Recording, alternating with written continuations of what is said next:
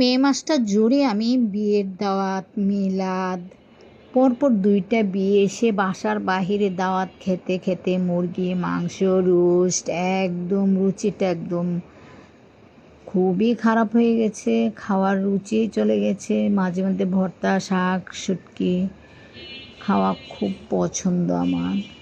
তারপর আবার চলে আসছে দেখতে দেখতে কুরবানি। কুরবানি ঈদে তো গরুর মাংস না খেলেই হয় না। যেহেতু নিজেরা কুরবানি দেই গরুর মাংস, যতই আমরা কিনে খাই কিন্তু কুরবানির মাংসর মজাটাই আলাদা। যারা না খেয়ে থাকেন তারা হয়তো খুবই মিস করবেন, তাই না? এদিকে আমার গাছের মধ্যে মিষ্টি কুমড়া যখন আমরা রান্না করি তখন ছোলা বিভিন্ন আগাছাগুলো ফেলে দিই।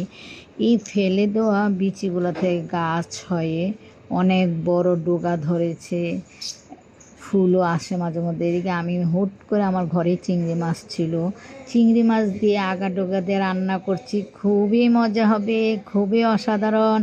আমার লাইটের আলোটা কম হতে তরকারিটা সুন্দর লাগছে না, তাই না?